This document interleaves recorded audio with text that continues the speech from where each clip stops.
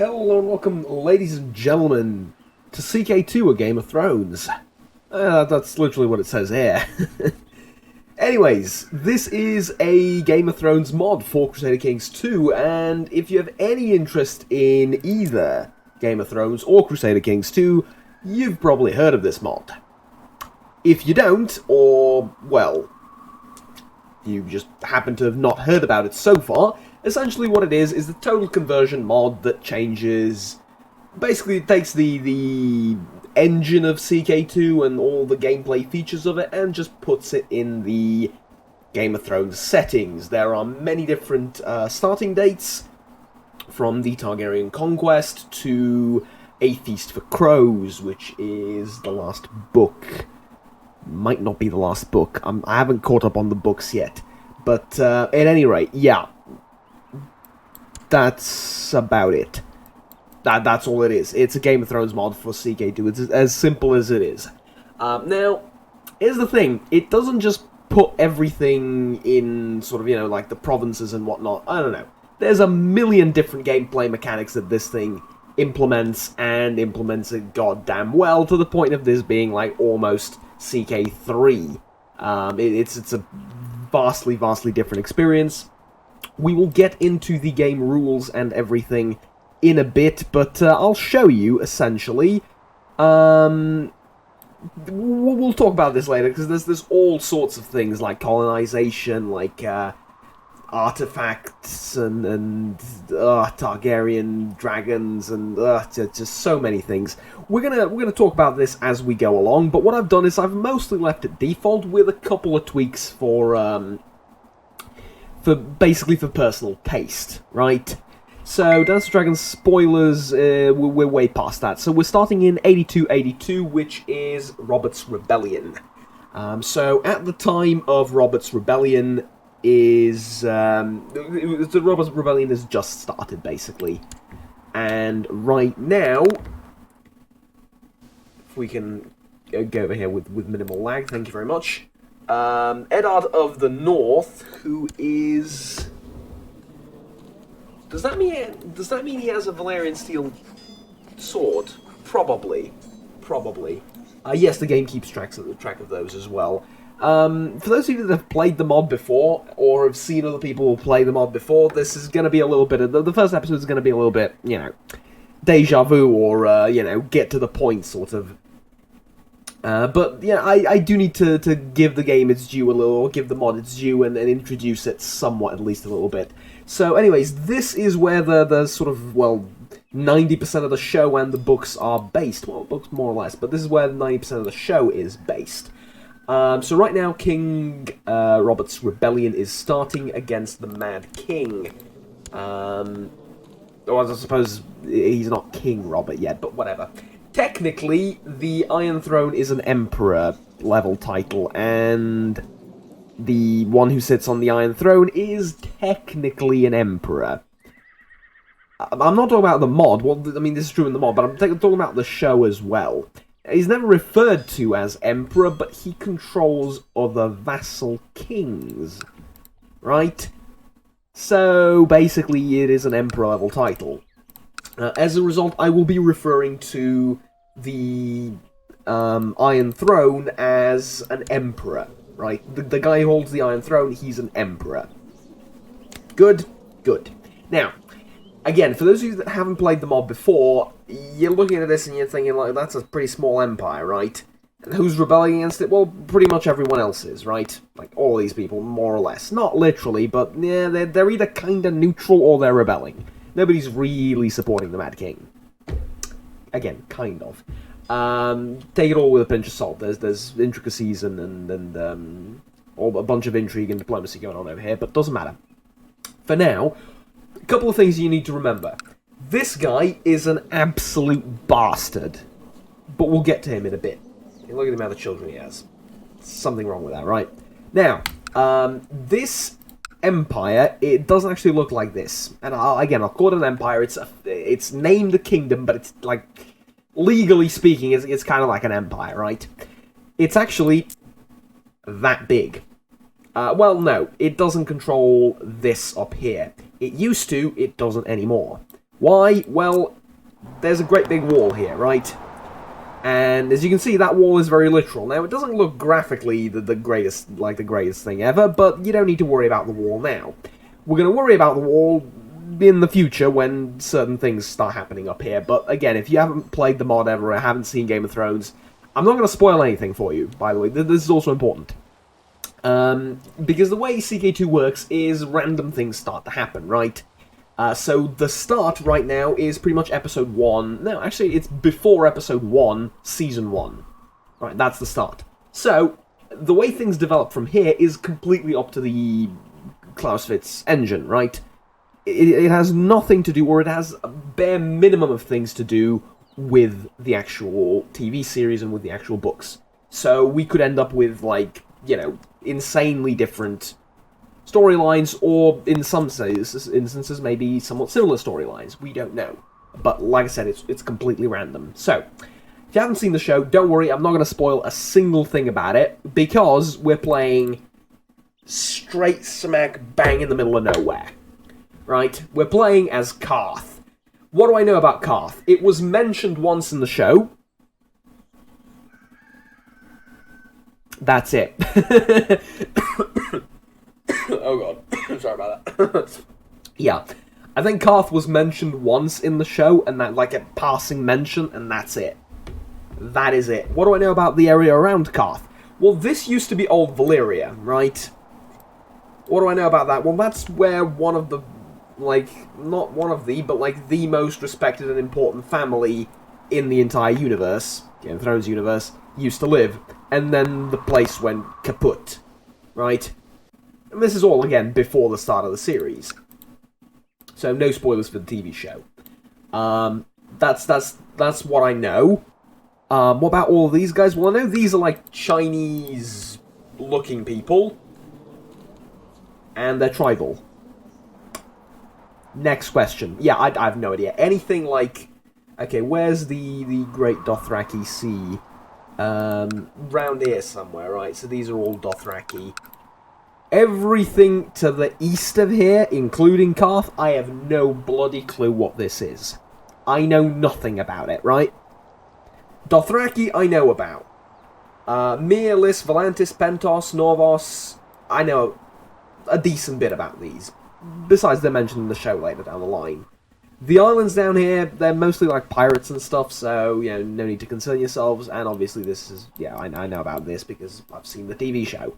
So, anyways, I need to explain one very important mechanic for those that haven't played the mod before, and maybe for those that have, but forgot it, I don't know, or have seen it but don't really understand it, whatever, you know, you're going to get the explanation before we get into the game. The Iron Throne is very unstable. The title is like that. The gameplay mechanics behind the title are very unstable, and they're meant to be unstable. So, every time there's a civil war for the Iron Throne, every time there's a rebellion. I'm not sure how outside invasions work, because I have, like, non-Game of Thrones, non-historical outside invasions happening as well. So we might get, like, a, you know, off-map force, or, I don't know, a gathering of a lot of adventurers invading the Iron Throne or whatever, because I've turned those like random events on as well. Again, just because we're not following the show, right? We're creating our own Game of Thrones universe. So here's the thing. I'm not sure if it works this way for invasions, but every time there's an internal struggle in the Empire, I'm calling it the Empire for simplicity's sake, right? Every time there is a civil war, every single king breaks free. Now, he then is presented with an option. Does he support the rebellion, or does he support the emperor, basically, right? The Iron Throne. Does he support the king himself? The one that's actually in power right now. He makes the choice. Every single one of the vassals makes the choice. And it's not based on anything other than, like, your traits and his opinion of you and his opinion of the other ruler and stuff like that. The usual CK2 things, right? Mimicking somewhat real life, I suppose. And, well, not real life, but somewhat the fictional reality of GOT. Every single time. Now, up until the war ends, this king is independent. So, the Reach, right now, is independent. Now, the Reach is actually defending against Lord Paramount Robert of the Stormlands in War of the Usurper. So, the Reach is on the side of the Iron Throne. They are on the side of King Ares the Mad. Okay? Here's the thing. Until the war ends, they are completely independent. When the war ends, the Iron Throne looks like this. Right? Everything is united, unless, again, there's another revolt or whatever. But it's all united when the war ends. Next time there's a rebellion, it looks like this again. Every single one of the kingdoms breaks free. We understand this? Good, because it took me a couple of weeks of playing to understand this gameplay mechanic when I first played the mod a couple of years ago. Mind you, it was a lot different back then, but this mechanic stayed pretty much the same. It's a little bit more stable now, obviously. I used to play this game, I used to play this mod back when it was like in beta, and often the Iron Throne wouldn't rejoin and reconnect up properly, or it would take a couple of months for it to do that, which was confusing as all hell, but yeah, at any rate. Point being, what about the Stormlands? Well, the Stormlands are sort of similar. Yeah, the Stormlands are owned by Robert Baratheon right now, and they're a quasi-kingdom, right? Because Dawn Reach, the Western Lands, the Trident, the Vale, and the North, and the Crossing, but we're not going to mention the Crossing because he's a bastard, as well as the... what's the place officially called? The Iron Islands, yeah, sorry. As well as the Iron Islands are like real kingdoms. They're traditional, they're not actually called kingdoms, they're called, let me check. What do they officially call them? No, they do call them kingdoms. Okay, sorry. So yeah, these are our official kingdoms. The Stormlands, they have a kingdom title, but they're sort of, you know, this is de jure under the Stormlands, but it's not, and it's going to take a while for this to stabilize eventually. I think it gets swallowed under the Iron Throne itself, as in the Crown Lands. But yeah, we'll at least it usually does. But anyways, we'll talk. That doesn't matter, right? We'll leave this be for now. Why am I explaining this mechanic? Because we're going to be paying close attention to what happens over here.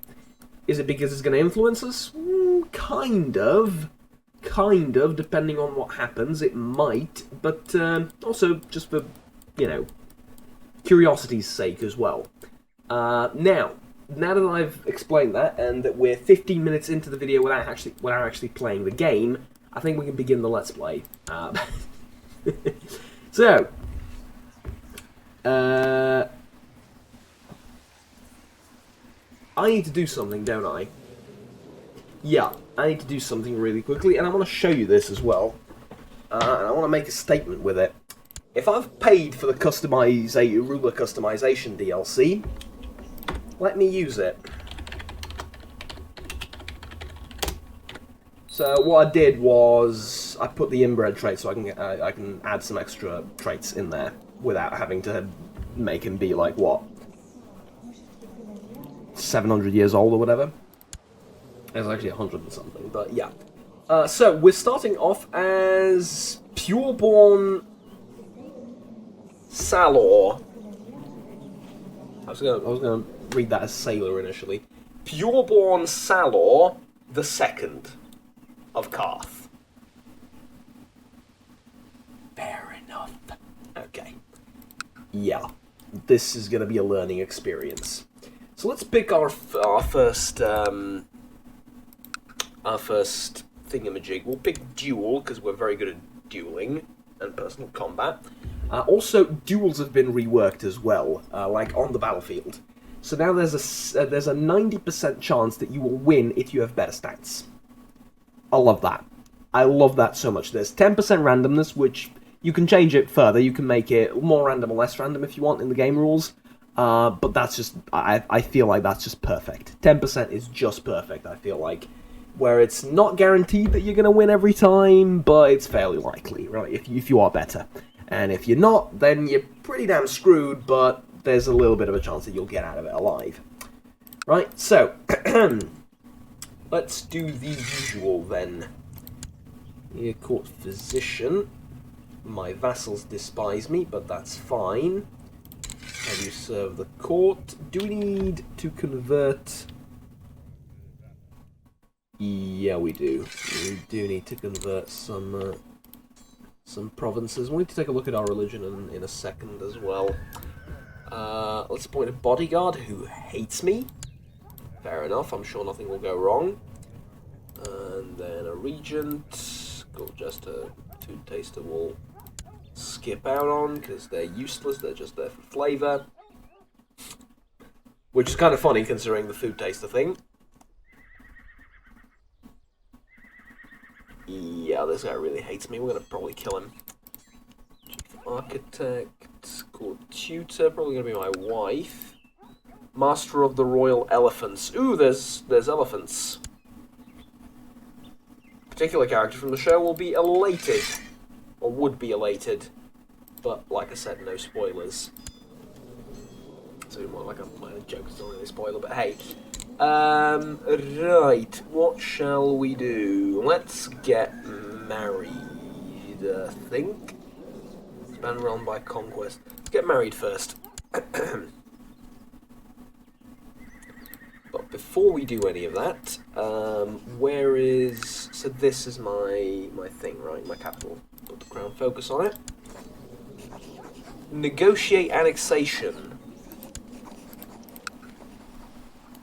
Ooh.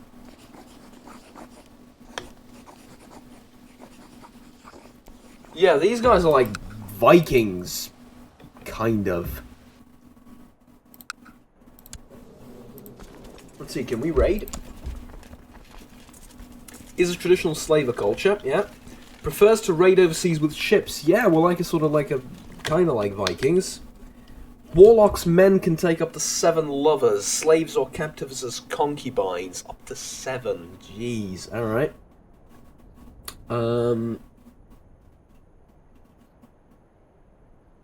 I suppose this is a good place as any to look it up. Yeah, we can do it here. There is and can exist no religious head. Okay. Fair enough. Is it reformable? Sorry, I'll look at this later. It is not. It's not a reformable religion. Alright, there's going to be a challenge, but we'll do it. We'll do it. Doesn't matter.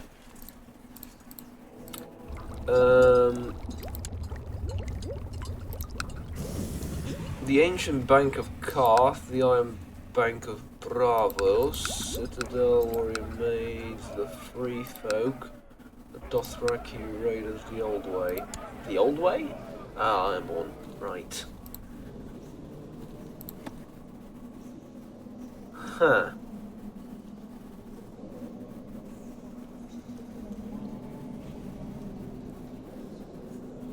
Laws seem really good so far. Medium authority, legal slavery, controlled realm inheritance is illegal, and republic, noble oligarchy.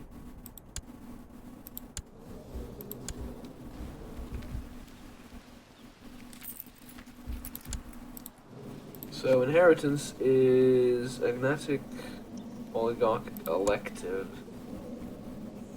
Right. Can we change it? We can't change it. It's fine. Again, it'll be a bit of a challenge, but that's okay. So we just, yeah, that's alright. That's alright.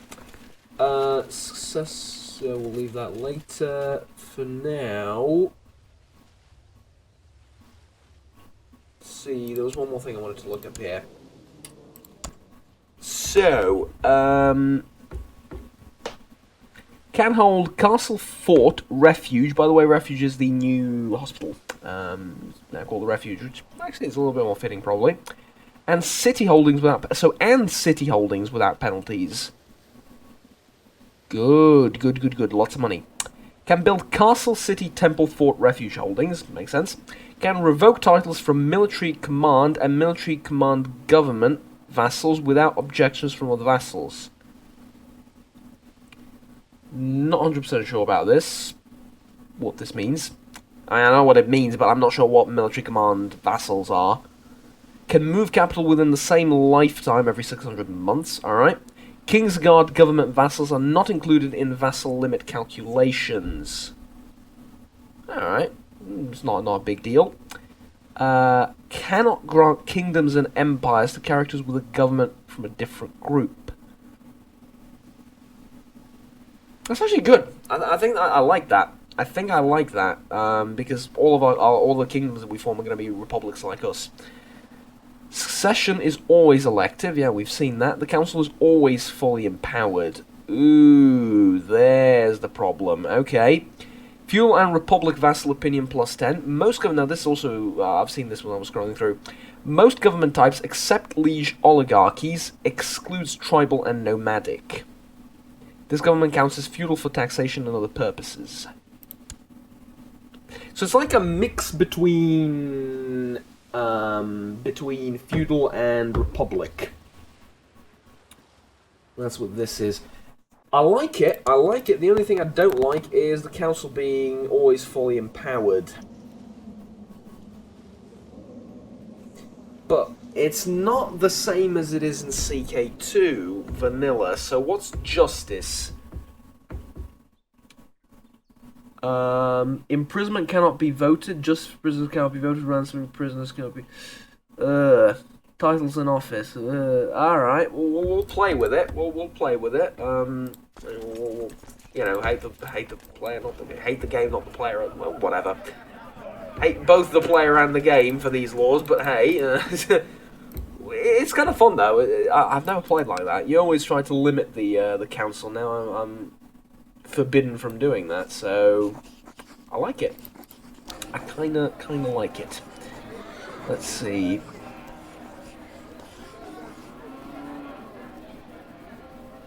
Private farms. We're gonna build like a capitalist society, aren't we? It's gonna be glorious. Not exactly worth it right now, considering the amount of money we have. Right. So, let's take a look at the Warlock's religion. So, we already know about the mechanics. The evil god names is the demons and dark spirits. The god names are the gods and the undying. High god, the gods. Okay. The Warlocks of Qarth, the Blue Shadows. Legend claims they have many strange powers and are able to see into the future and live for thousands of years thanks to the shade of the evening which they consume.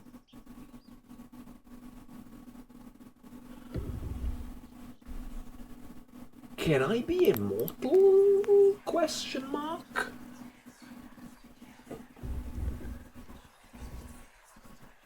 So dark magic 0 is greater or equal to 0.5, and then we can consume Shade of the Evening.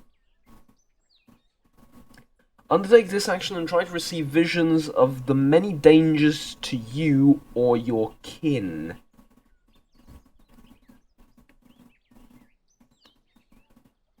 As interesting as that is, it's said I can live on for thousands of years. I like that quite a bit, if we could finagle that into happening. I think 1,000 years with Pureborn Salor II, who is, by the way, a cannibal, one of his most important traits, and that'll come into effect in a little bit. I think it adds like a load of fear, doesn't it? No. No, it doesn't. Alright. So, you'd think that would add fear, but whatever. Right, let's find a wife with, I think, well, hopefully the same religion as me, right? I think that'd be helpful. Nah, sod that. Let's sort them out by what I need most. Diplomacy, stewardship, diplomacy. Let's go with diplomacy. Lo and behold, I think I found the love of my life. How do you look?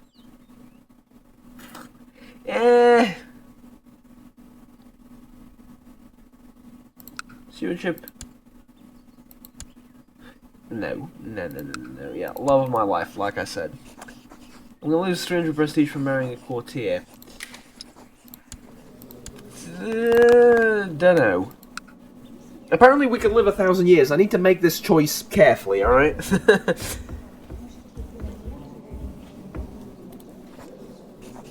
Marrying the relative of a lord, but you look really nice. And you have decent stats. Yeah, I'll take it. And he's one of my vassals, so that will encourage a certain amount of stability. We're starting with 20,000 men. That's a lot. How much do others start with? Yeah, 25,000 for the entirety of the Reach. 16,000 for the Iron Throne. We're starting off with a stupid amount of men. What about those around us? 8,000, yeah. Alright. Alright, makes sense. Oh, by the way, these are ruins. You might think that this is a character in control of a ruin. It's not. Those are ruins. Look, the game doesn't handle the ruins very well. Specifically, the engine doesn't handle the ruins very well, so yeah. Why not just make it impassable terrain? It needs to be a ruin, not impassable terrain like this. Right? It needs to be a ruin because there's certain mechanics with it, because you can arrange marriage with a ruin. Of course you can't, I'm joking, but there's something you can do later down the line. I think you can colonize them later, which is why they exist as... I mean, they're characters, right? On a gameplay level, they are characters. So we'll nominate a successor when we have a child. Let's take... Set house words! Oh! Oh, yes. This is a dream come true. What shall be the words of House Naxos? Adjective. What shall be the words of House Naxos? Oh. We eat. It's because he's a cannibal, yeah. This is like the biggest decision of the entire flipping playthrough. Good God. Okay. I need a minute. I need a minute is what I need.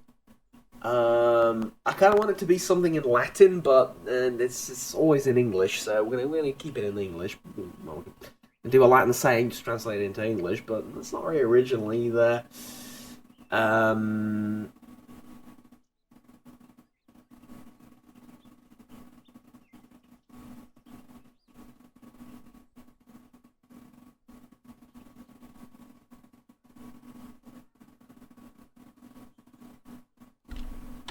We do not forgive, we do not forget.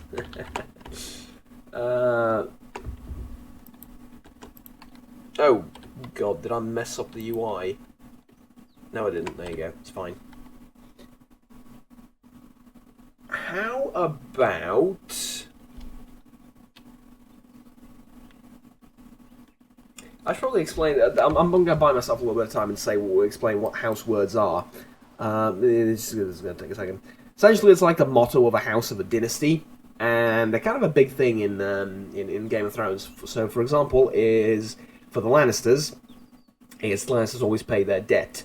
For the North, for the Starks, it's winter is coming, and you know, so on and so forth. Every house has every important. Well, I think literally every house has its words, which. It's a stupid sentence. I thought I'd never say that in my life, but yeah, that's what it's called. Oh dear Lord in heaven. Yeah, I'm gonna need a minute. Sorry. Okay, I've decided, and also I've made a terrible mistake. For the Lannisters, it's hear me roar, and it's funny because a character in the show makes the same mistake I just did.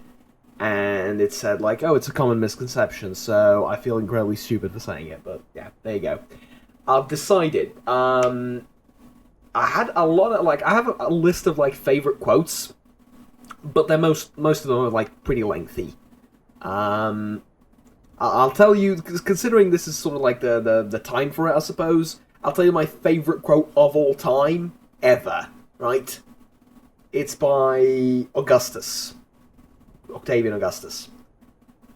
Applaud. If I have played my part well in this comedy called life, applaud. Roughly. Again, the translation for that, you're going to find different translations from it from Latin, but if you take a look at the original Latin sentence, it's basically what it implies. This is a little bit more of a interpreted translation, but that's basically what it means, right? So if I've played my part well in this comedy called life, applaud. He doesn't say comedy called life, but in this comedy of life, this is kind of how you literally translate it. Doesn't matter. Favorite quote of all time, I'll let you think about it, you know, dwell on it a little bit, but I found a quote from 40k that I really, really like, and again, most of them are super long, and it's like, well, I say super long, you need, like, a phrase, right? You need a phrase, 2 at the most. Most of the ones I really, really like are, like, 4 or 5 phrases long, and they're not really going to fit into this, right? So these are these are the words of the dynasty. So the emperor protects isn't exactly going to work, right? Because, well, sod the emperor. You know, you take care of the dynasty yourself first, or you take care of yourself and your family first. That's sort of what this is like meant to be. So I've decided on something similar to what I originally said, but I found an older version. I found the one from Rogue Trader from like whenever Rogue Trader was released, and that's forget nothing, forgive no one. And I think you write it with a hyphen. Yeah, you do. Yeah, you do. Adjective.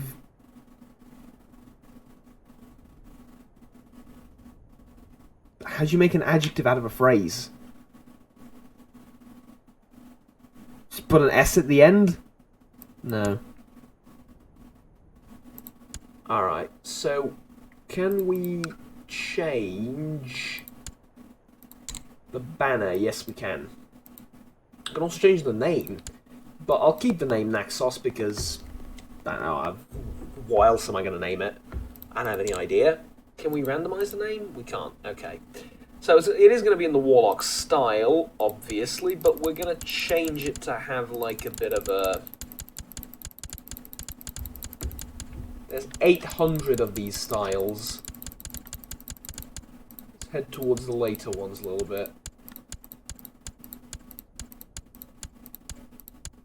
These are all horribly interesting. I'm looking for something menacing. This is kind of menacing. Usually the best ones are the ones towards the end, in my modest experience.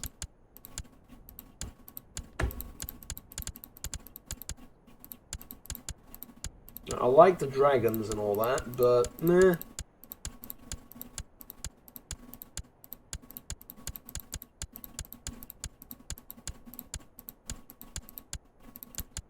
Okay. So it's mostly just animals towards the later end. I saw, ooh, that's cool. We're gonna pick, like, one of these swords. Crossbow's cool, but, eh. Oh, this. We're going with this. Sorry. Need to change the colours up a little bit. So, like, a semi-bright background. Yeah, black, that'll do. Black is very bright. Classic combination. Yeah, I like it.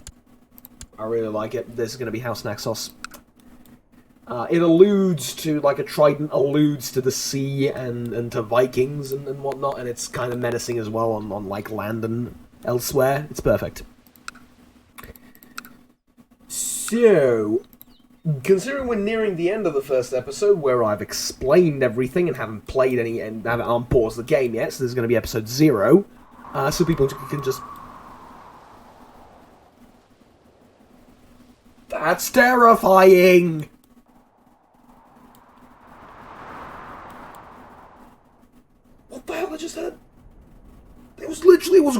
entire time.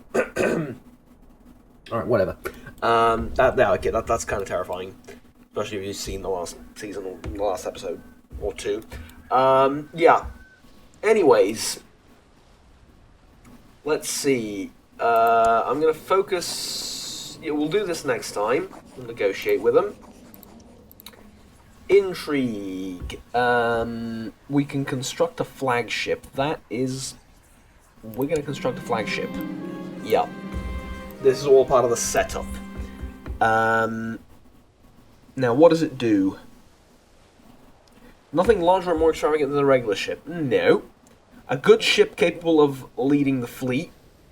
Or, I want an enormous flagship befitting the Naxos fleet. I want a good ship capable of leading the fleet. I don't want an enormous one. We're not at the point of having an enormous one yet. Also, turned on abdications. You can abdicate if you want. A lot of these decisions here, they might look frightening because there's a million of them. A lot of them are just lists.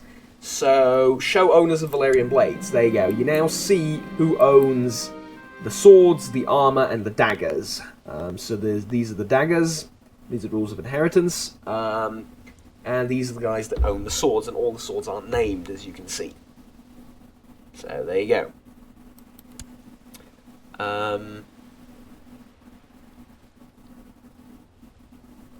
Same goes for, like, the White Book. It's a list of personal bodyguards to the king. Which king? To the king on the Iron Throne. Dragons, it's fairly obvious. Showblood feud's fairly obvious. Grey House's scoreboard, completely useless. Delegate granting of honorary titles. No, we're never going to do that. Donate to the Warlocks. Here, upwards, are the actual useful ones. Buy Unsullied, that's a mercenary force. Buy Slayers for your camps, fairly obvious. Tiger Hunt, Son of Fair, yeah, there you go. Establish Household Guard. We're going to need to do that, just for security's sake. But I think we've set everything up for the first episode. Oh, and these like different secret societies, we can't join any at the time other than the Ancient Bank. Most important bank in the Far East. Let's join it. Let's join it for one simple reason. We're an ancient city. Vikings we may be, but we're an ancient city. And yeah, well, I think we deserve... Not deserve, but I think we should be able to have some influence in the bank. Plus, it's a society, it's just extra fun to have, right? Extra things to do, why not? And mercenaries, there are millions, but they're mostly weak. Yeah. Alright, that's good. That's good, actually. We can't have any retinues, which I just noticed. I don't particularly like that, but hey... Oh, and technology is disabled in this game. Well, in this mod, specifically. Okay, that's about it. Thank you very much for watching, ladies and gentlemen. This has been episode 0, the setup for the game, and my sort of introduction into the mod and everything. And we've set up the character and whatnot. I will take you through the game rules, as a, sort of like a final send-off. R plus L equals J has been turned on. These are all the things that I've changed from the default, right?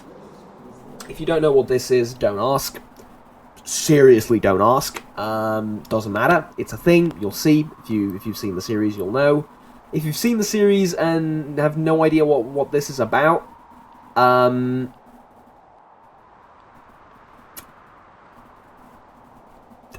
trying to give you a hint without spoiling anything.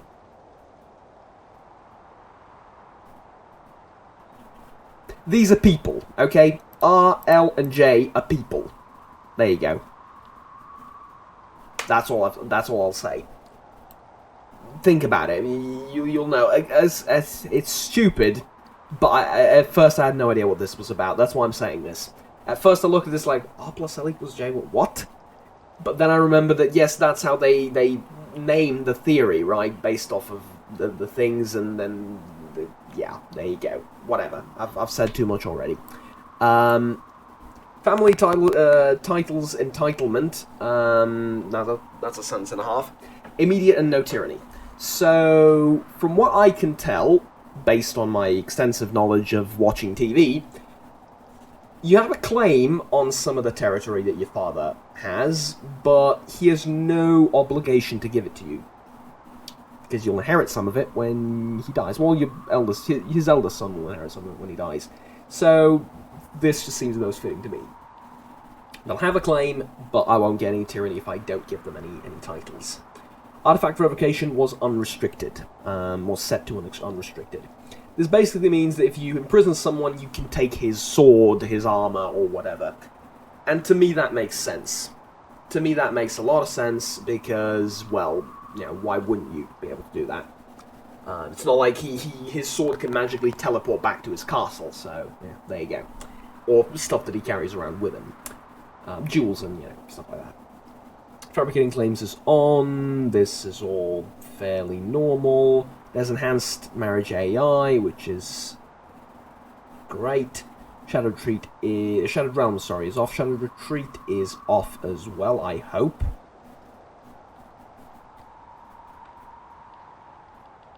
Yeah, Shadowed Retreat is off. Just always play with that off, because it's horrible. Siege events and stuff like that. Sunset Invasion is on. I have no idea how this works. Absolutely no idea how it works, but I guess we'll find out. These things are pretty much the same. Slavery is obviously on.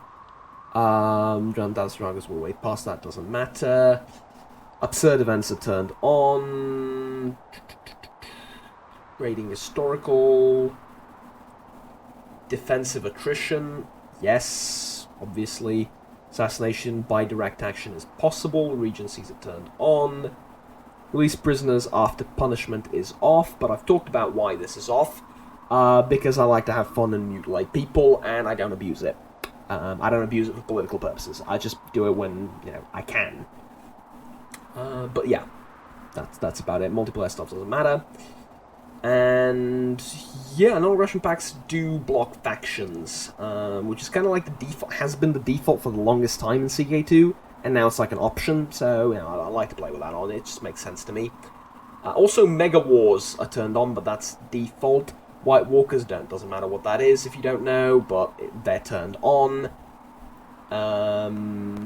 Yeah, that's about it, as far as rules are concerned. Okay, so we've set up the game, and now ready to play it, so I guess for that, I'll see you guys next time.